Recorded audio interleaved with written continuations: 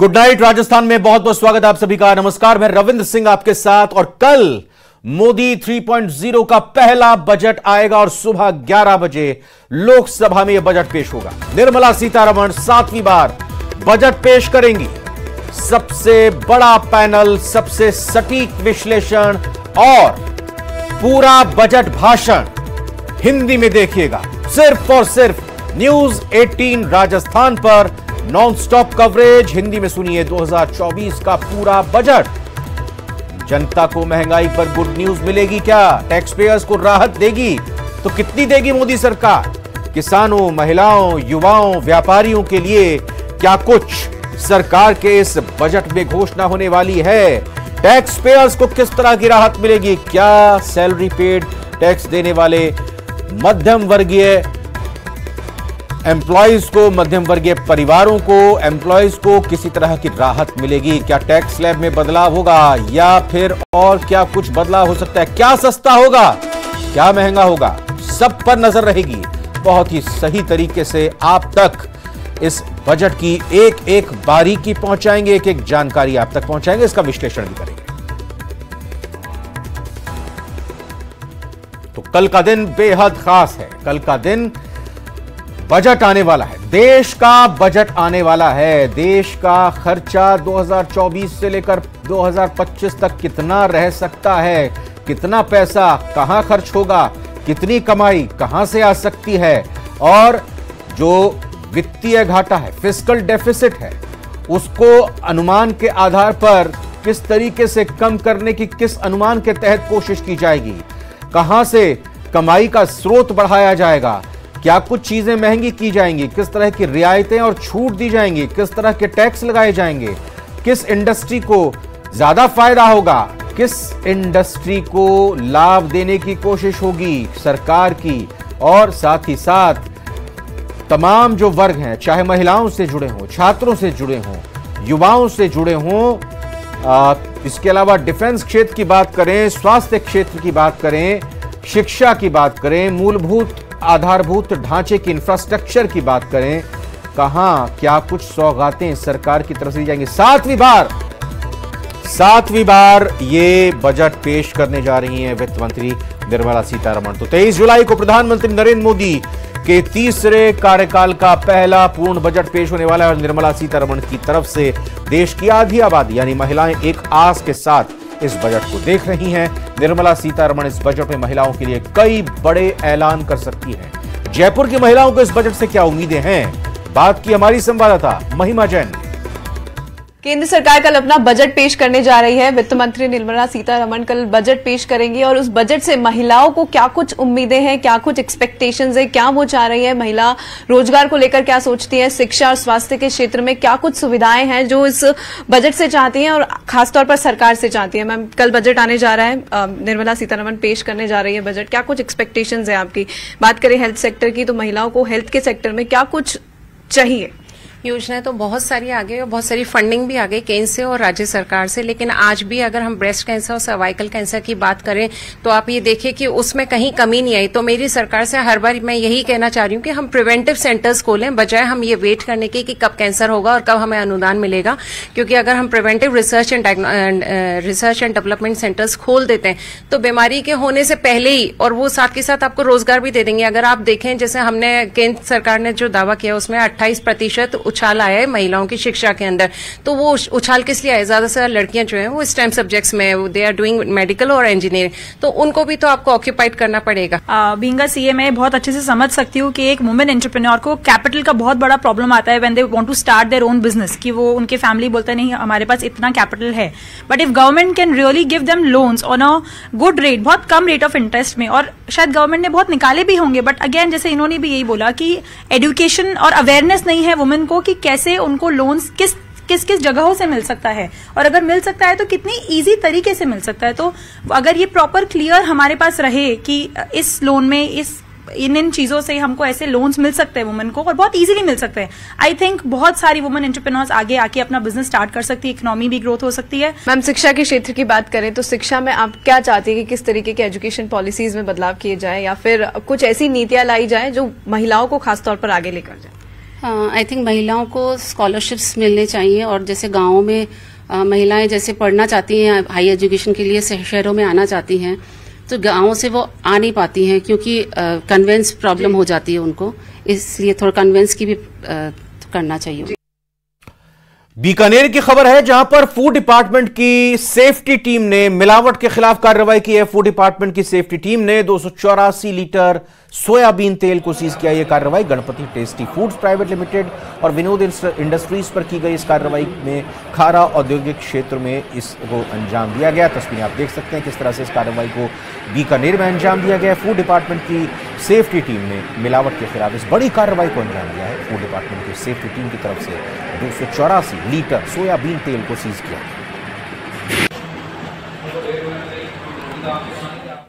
ठेकेदार के बकाया भुगतान न करने पर आज वाणिज्य कोर्ट ने पीएचईडी विभाग के एडिशनल चीफ इंजीनियर कार्यालय की चल संपत्ति का कुर्की वारंट जारी किया है।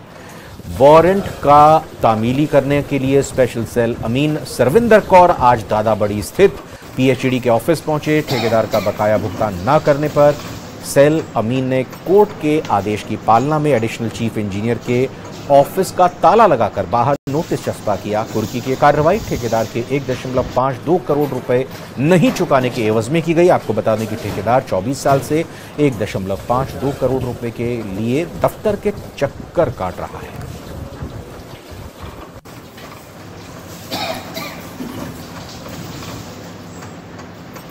पेपर लीक मामले में 33 थानेदारों समेत 45 से ज्यादा आरोपियों के खिलाफ चालान पेश करने के बाद अब एसओजी सरगना समेत अन्य फरार आरोपियों की तलाश में जुटी हुई है। एसओजी ने वांटेड 12 आरोपियों पर इनाम घोषित कर दिया है और ताबड़तोड़ कार्रवाई की जा रही है। उनकी अवैध संपत्तियों पर बुलडोजर प्रहार हो रहा है। इस रिपोर्ट में आइए देखते हैं।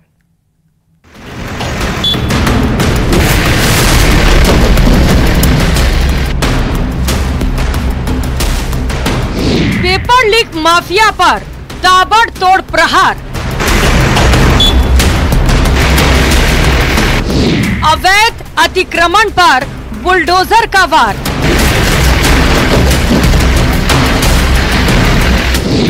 इनामी मास्टरमाइंड कब होगा गिरफ्तार,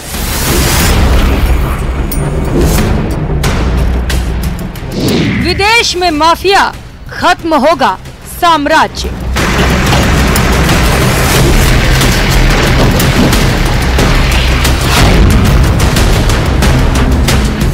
पेपर लीक के सबसे बड़े मास्टरमाइंड यूनिक भांभू की संपत्ति पर बुलडोजर चलाया गया। माफिया यूनिक भांभू की चूरू के पूनिया कॉलोनी स्थित संपत्ति पर बुलडोजर चला है। सबसे ज्यादा पेपर लीक के सरगना यूनिक भांभू पर 1 लाख का इनाम घोषित है, जो अभी भी फरार है। बताया जा रहा है कि यूनिक भांभू विदेश भाग चुका है, लेकिन उसको आर्थिक रूप से कमजोर करने के लिए उसकी संपत्ति पर बुलडोजर चलाया जा रहा है। यूनिक भांभू के साम्राज्य को नेस्तनाबूद किया जा रहा है। चूरू में आज पेपर माफिया के खिलाफ ये पहली कार्रवाई की गई है। इसमें विवेक भांभू जो पेपर लीक प्रकरण में गिरफ्तार हुआ था, उसकी प्रॉपर्टी थी जो नगर परिषद में अवैध मानते हुए आज ध्वस्त की जा रही है, जिससे पुलिस का भी समुचित जाब्ता उपलब्ध कराया गया। इस दौरान मौके पर भारी पुलिस जाब्ता तैनात रहा। प्रशासनिक और पुलिस के अधिकारी मौके पर मौजूद रहे। पेपर लीक गिरोह में शामिल यूनिक का पासपोर्ट में नाम विवेक उर्फ यूनिक भांभू है। हालांकि कुछ लोग उसे पंकज चौधरी के नाम से भी जानते हैं। यूनिक चूरू की पूनिया कॉलोनी में रहता था। उसका परिवार मूलतः झुंझुनू के मंडावा में हिरासर गांव का रहने वाला है। वनपाल परीक्षा पास करने के बाद 21 अगस्त 2023 को पोस्टिंग मिली थी। कार्रवाई अपने नगर परिषद के जो ऑर्डर से हमें मिला है कि भाई ये जो पेपर लीक मामले भांभू था, उसके जो अनऑथराइज मकान 114-115 पूनिया कॉलोनी में उसका ध्वस्त के लिए ऑर्डर मिले थे। जो इलीगल थे बगैर नगर परिषद के, उसमें जो परमिशन लिए इन्होंने निर्माण किया था और इसको ध्वस्त करने की जेसीबी से ध्वस्त करने की कार्रवाई चल रही है। नकल गिरोह से जुड़ने के बाद यूनिक परिवार के कई लोगों और रिश्तेदारों को भी सरकारी नौकरी में लगवा चुका है। वो सबसे पहले आर्मी भर्ती के दौरान नकल और पेपर लीक गिरोह से जुड़ा था। फिलहाल एसओजी और जांच एजेंसियां यूनिक भांभू की कमर तोड़ने में जुटी हुई हैं। Bureau report, news 18 Rajasthan.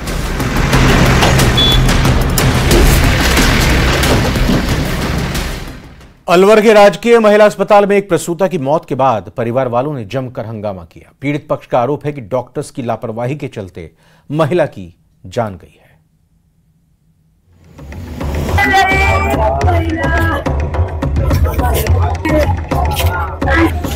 Alwar के इसी राजकीय महिला अस्पताल में 22 साल की फरीना को डिलीवरी के लिए भर्ती कराया गया था। उसने बच्चे को जन्म दिया था, लेकिन उसके बाद उसकी तबीयत खराब हो गई और देर रात उसकी मौत हो गई, जिसके बाद गुस्साए परिजनों ने अस्पताल में जमकर हंगामा किया। कुछ देर के बाद में मैं आया, भतीजा और भाभी जी ने बताया कि लेट होना, इस वजह से बाद में ब्लड निकल चुका। कितने दिनों से पकड़ी थी महिला? ये 5 दिन हो गया। पहला बच्चा भी सुरक्षित है? बच्चा आईसीयू में भर्ती है, मशीन में। परिवार का आरोप है कि रात के वक्त ड्यूटी पर मौजूद गार्ड्स ने भी परिवार को अंदर नहीं जाने दिया। परिवार का आरोप है कि डिलीवरी के बाद प्रसूता की हालत ठीक थी, लेकिन डॉक्टर्स ने उसे ठीक से ऑपरेट नहीं किया। होने के बाद में बच्चे को दे दिया मेरी माँ को, और बच्चे को ऐसे ही लड़की को उगाड़ा फुगाड़ा छोड़कर और वो युद्ध हो गए, तो मेरी माँ उसको आईसीयू में ले गई बच्चे को। तो आपसे आई थी, उसके नॉर्मल हुई थी डिलीवरी, फिर उसको चीरा वगैरह दे दिया उन्होंने, और उसमें ब्लड और टाँके आके दे 6 उसकी वजह से उसके इनके कारण से डॉक्टर को जो प्रसूता की गंभीर हालत को देखकर उसकी मां घर के पुरुष सदस्य को बुलाने गई, लेकिन वहां मौजूद गार्ड ने किसी भी सदस्य को अंदर नहीं जाने दिया, जिसके बाद भारी हंगामा हुआ और इसके बाद मौके पर पहुंची पुलिस ने लोगों को समझाकर मामला शांत कराया। कोई परेशानी नहीं। अलवर से न्यूज़ 18 राजस्थान के लिए राजेंद्र प्रसाद शर्मा की रिपोर्ट।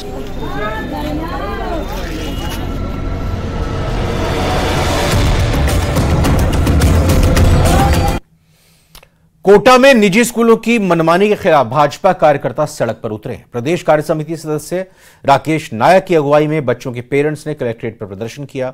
बाद में प्रधानमंत्री और मुख्यमंत्री के नाम जिला प्रशासन को ज्ञापन दिया। आरोप है कि निजी स्कूल संचालक महंगी किताबें, ड्रेस खरीदने का दबाव बना रहे हैं। आरटीई में एडमिशन होने के बाद भी स्टूडेंट्स को निःशुल्क किताबें नहीं दे रहे हैं।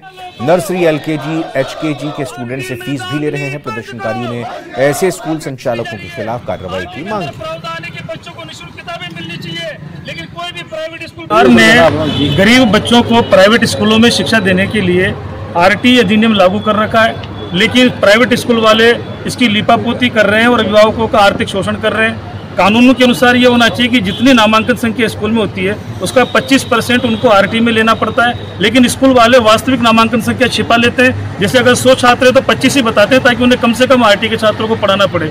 इसके अलावा आरटीई में प्रावधान है कि नर्सरी से लेके उसकी जो अगली शिक्षा 8वीं तक वो भी पूरी निःशुल्क मिलनी चाहिए, लेकिन स्कूल वाले नर्सरी की, एलकेजी की, एचकेजी की फीस भी अभिभावक से ले लेते हैं और बिना रसीद दिए और धमकी और देते हैं कि अगर आप फीस जमा नहीं कराओगे तो आरटीई में आपका बच्चे का नाम काट दिया जाएगा। जो उनकी ड्रेस है वो प्राइवेट। जोधपुर के जयनारायण व्यास विश्वविद्यालय में छात्र संघ चुनाव की मांग को लेकर आज छात्रों ने केंद्रीय कार्यालय पर प्रदर्शन किया। इस प्रदर्शन में कई छात्र संगठनों से जुड़े छात्र और छात्र नेता शामिल थे। छात्रों के प्रदर्शन को लेकर पुलिस पहले से ही मुस्तैद नजर आई। वीसी कार्यालय के बाहर बैरिकेड्स के साथ पुलिस जाब्ता तैनात रहा। इन छात्रों ने केंद्रीय कार्यालय का घेराव किया और जमकर नारेबाजी की। ये छात्र ज्ञापन कुलपति को देने की मांग पर अड़ गए और इन छात्रों ने बैरिकेड हटाकर भीतर प्रवेश करने की कोशिश की। पुलिस ने इन्हें रोक दिया। प्रदर्शन कर रहे छात्रों का कहना था कि अगर जल्द ही छात्र संघ चुनाव नहीं करवाए गए तो जोधपुर समेत प्रदेश के सभी छात्र सड़कों पर उतरकर प्रदर्शन करेंगे, जिसकी जिम्मेदारी सरकार की है।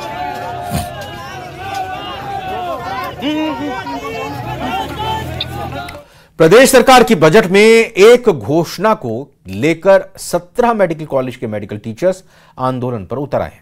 आज राजमेस के अधीन आने वाले 17 मेडिकल कॉलेज के मेडिकल टीचर्स सामूहिक अवकाश पर रहे। दरअसल बजट में राजमेस में प्रदेश सरकार के सेवा नियम अडॉप्ट करने की घोषणा हुई है, लेकिन यह नियम 1 अगस्त के बाद ज्वाइन करने वाले मेडिकल टीचर्स पर लागू होगा। आंदोलनरत मेडिकल टीचर्स ने कहा कि प्रदेश सरकार के सेवा नियम सभी मेडिकल टीचर्स पर लागू होने चाहिए। मेडिकल टीचर्स ने अपनी मांग को लेकर आज चिकित्सा मंत्री को ज्ञापन भी सौंपा। आंदोलनरत मेडिकल टीचर्स ने कहा कि उनकी मांगें नहीं माने जाने पर आंदोलन तेज किया जाएगा।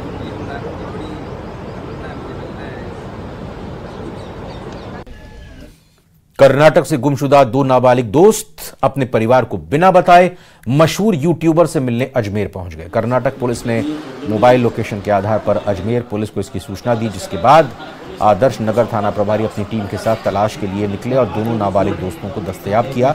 बाद में इसकी सूचना परिवार को देकर उन्हें चंचल केयर होम भेज दिया। पूरी जो जानकारी है उन्होंने हमारे को ये सूचना मिली थी, जो कर्नाटक के 2 बच्चे हैं और यहाँ अजमेर के पास में गांव है बडलिया, वहाँ के जो इंडियन हैकर है दिलराज सिंह जी, उनको ये बहुत ज़्यादा लाइक करते हैं। उनके यूट्यूब के जो चैनल है वीडियो देखते रहते हैं। उनसे मिलने के लिए अपने घर वालों को बिना बताए कर्नाटक से महाराष्ट्र से इंदौर, नीमच, भीलवाड़ा होते हुए अजमेर पहुँचे। नाइट में 12 साढ़े 12 बजे के आसपास में ये जंक्शन पहुँच गए थे, लेकिन नाइट में इनको कोई साधन नहीं मिला, इसलिए कल सुबह 7 साढ़े 7 बजे बाई बस बडलिया गाँव पहुँचे हैं और वहाँ जो दलराज सिंह जी का फार्म हाउस है, स्टूडियो है, वहाँ पहुँच गए। दलराज सिंह जी के गार्डियन को रोक लिया और जैसे दलराज सिंह जी को मालूम चला, उन्होंने आदर्श नगर पुलिस स्टेशन में इनको सूचना दी है। Adarsh Nagar police team, HTU की टीम और चाइल्ड लाइन टीम तीनों वहाँ जाकर इन बच्चों को। भीलवाड़ा के राजकीय कार्यालय में जयपुर की प्रमुख शासन सचिव प्रशासनिक सुधार विभाग की टीम औचक निरीक्षण करने पहुंची। टीम ने करीब 65 विभागों का निरीक्षण किया। करीब 1 घंटे तक चली इस कार्रवाई में कई कर्मचारी नदारद मिले कर्मचारियों की एक लिस्ट तैयार की गई। इसकी एक रिपोर्ट तैयार करके विभाग को सौंपी जाएगी, जिससे उन पर कार्रवाई की जाएगी। आपको बता दें कि सबसे ज्यादा खान विभाग, वाणिज्य कर विभाग कर्मचारी अनुपस्थित पाए गए। 197 राजपत्रित अधिकारियों में से 65 राजपत्रित अधिकारी अनुपस्थित पाए गए हैं, जो अनुपस्थित लगभग 32.99% है। इसी तरह राजपत्रित कर्मचारियों में 745 कर्मचारियों में से 219। नगर निगम ग्रेटर महापौर डॉक्टर सौम्या गुर्जर ने शमशान को जन सहभागिता के साथ विकसित करने की एक नई पहल की है, जिसके अंतर्गत महापौर ने B2 बाईपास तारों की कूट मोक्ष धाम को जन सहभागिता के साथ विकसित करने और सुविधा युक्त बनाने के लिए श्री माहेश्वरी समाज को गोद लिया है। महापौर ने बताया कि मोक्षधाम की व्यवस्थाओं जैसे साफ सफाई, सुरक्षा, पानी, बैठने की व्यवस्था, दाह स्थल के नियमित संचालन की समस्याओं का निस्तारण करने के लिए प्रयास किए जा रहे हैं। नगर निगम ग्रेटर के B2 बाईपास तारों की कूट स्थित मोक्षधाम के विकास, रखरखाव, जीर्णोद्धार के लिए श्री माहेश्वरी समाज को 20 वर्ष की अवधि के लिए लीज पर दिया गया है। इससे मोक्षधाम की व्यवस्थाओं में सुधार होगा और दानदाता भी प्रेरित होंगे। B2 बाईपास का शमशान है, उसको हमने महेश्वरी समाज को दिया है, जिससे वो उसको डेवलप करके नगर निगम ग्रेटर को देंगे, अच्छी तरीके से उसको संचालित करेंगे। और वो एक बेहतरीन, उनका कहना है कि वो शमशान को एक पर्यटन स्थल की जैसा डेवलप करेंगे, उसमें अलग अलग आकृतियों के साथ में, और बहुत अच्छी तरह गोकास्ट से वहाँ अंतिम क्रियाक्रम होंगे। उदयपुर के GBH अमेरिकन हॉस्पिटल के अवैध निर्माण पर गाज गिरने वाली है। ग्रामीण विधायक फूल सिंह मीणा ने विधानसभा में हॉस्पिटल में हुए अवैध निर्माण का मुद्दा उठाया, जिसके बाद सरकार हरकत में आई है। इस रिपोर्ट में आपको दिखाते हैं।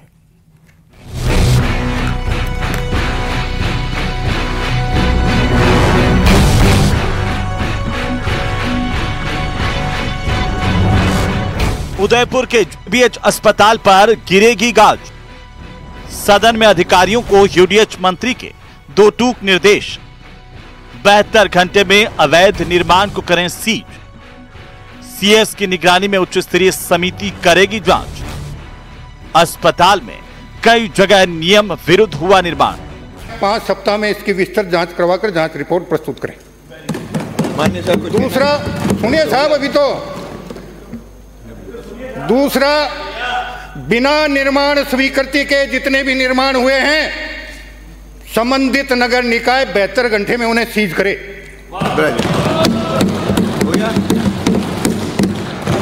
माननीय सदस्य, राजस्थान के UDH मंत्री जाबर सिंह खर्रा ने सोमवार को विधानसभा में बताया कि उदयपुर के GBH अमेरिकन हॉस्पिटल के भवन निर्माण में अनियमितता की शिकायत की उच्च स्तरीय समिति से जांच करवाई जाएगी। जांच में दोषी पाए जाने पर संबंधित नगरीय निकाय 72 घंटे के अंदर अस्पताल सीज करेगा। उदयपुर के GBH अमेरिकन हॉस्पिटल पर अब गाज गिरने वाली है। ग्रामीण विधायक फूल सिंह मीणा ने आज विधानसभा में सवाल उठाया कि उदयपुर के विधानसभा क्षेत्र में आने वाले GBH अमेरिकन हॉस्पिटल में कई जगह अवैध निर्माण हो रहे। खर्रा ने बताया कि उदयपुर जिला कलेक्टर की ओर से 18 जुलाई 1998 को Messrs American international health management limited नाम की पंजीकृत कंपनी को हॉस्पिटल की स्थापना के लिए 99 साल की अवधि के लिए भूमि आवंटित की गई, लेकिन अस्पताल ने जमकर नियमों की अनदेखी की। हम इस समय मौजूद उदयपुर के अमेरिकन हॉस्पिटल के बाहर। आप देख सकते हैं ये उदयपुर का GBH अमेरिकन हॉस्पिटल है। यहाँ पर 2 जगह हॉस्पिटल बनाए गए हैं और जब विधानसभा ग्रामीण विधानसभा के फूल सिंह मीणा ने इस पूरे मामले को विधानसभा में उठाया, उसके बाद सरकार हरकत में आई और सरकार ने स्थानीय निकाय को आदेश दिए हैं कि जो निर्माण अवैध निर्माण हॉस्पिटल में किए गए, चाहे उदयपुर के सिटी सेंटर में या चाहे प्रताप नगर की तरफ, उन दोनों को ही जल्द से जल्द 72 घंटे में सीज किया जाए और इसमें किसी तरह की कोताही नहीं बरते। कोताही बरतने वाले अधिकारियों के खिलाफ भी सरकार ने अनुशासनात्मक कार्रवाई करने के भी निर्देश दिए। इसके बाद सरकार हरकत में आई और प्रशासन भी अब पूरी तरह जांच में जुट गया है। बिजली से फ्यूल सरचार्ज खत्म करने के फैसले पर राजस्थान विधानसभा में विपक्ष ने जोरदार हंगामा किया। विपक्षी सदस्यों ने सदन में खड़े होकर सरकार विरोधी नारे भी लगाए।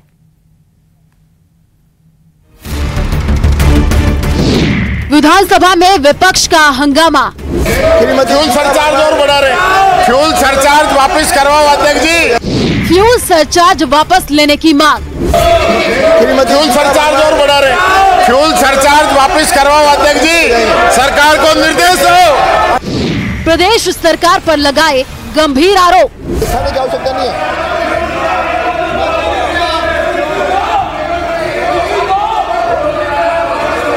बिजली के बिलों में सरचार्ज लगाने के मुद्दे पर विपक्ष का जोरदार हंगामा देखने को मिला। विपक्ष सरकार के खिलाफ नारेबाजी करता दिखाई दिया। बिजली किल्लत और कटौती को लेकर विपक्ष एक साथ खड़ा दिखा। नेता प्रतिपक्ष टीकाराम जूली ने ऊर्जा मंत्री पर सदन को गुमराह करने के आरोप लगाए। उन्होंने बिजली कटौती को लेकर सरकार के सामने आंकड़े भी रखे।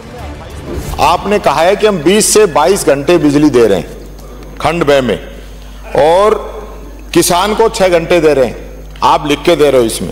और पीछे जो आपने एनेक्चर लगाया है इस परिशिष्ट ए में आप ये कह रहे हो कि मई में तो 25% हमारे पास कमी आ रही है और जून में 28% कम आ रही है। तो ये परसेंटेज के हिसाब से अगर आप लगाओगे तो 24 घंटे में 20-22 घंटे बैठती नहीं है बिजली। ये तो सबसे पहले मैं सदन को ये बताना चाहूंगा। दूसरा, हकीकत आपको भी पता है रात के 2-2 बजे तक बिजली नहीं आ पा रही है।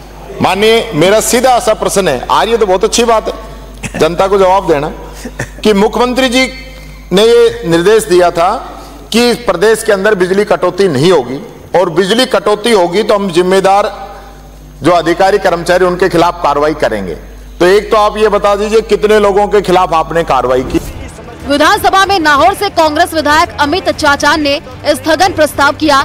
इस दौरान उन्होंने सत्ता पक्ष को जमकर के घेरा और बिजली पर लगाए गए सरचार्ज के मुद्दे पर सरकार के फैसले की निंदा की। बिजली तो उन परिवारों को मिल नहीं रही है, बल्कि दूसरी तरफ पूर्ववर्ती सरकार के द्वारा जो उपभोक्ताओं को राहत दी गई थी फ्यूल चार्ज लगाकर उन परिवारों को करंट लगाने का काम ये भारतीय जनता पार्टी की सरकार ने किया है, जिसकी हम निंदा करते हैं, जिससे आज 15 लाख से अधिक परिवार प्रभावित हो रहे हैं। प्रदेश में कांग्रेस सरकार में फ्यूल सरचार्ज पर जो छूट जनता को दी गई उसे बजनलाल सरकार ने हाल ही में खत्म कर दिया है, जिसके बाद विरोधी लामबंद है और सरकार बैकफुट पर है।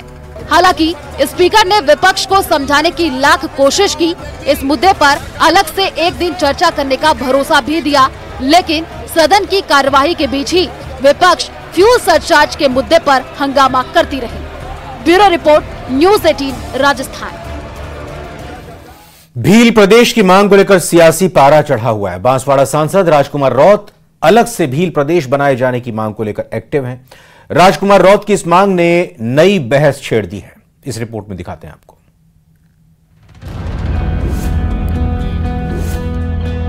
लेकिन उस तमाम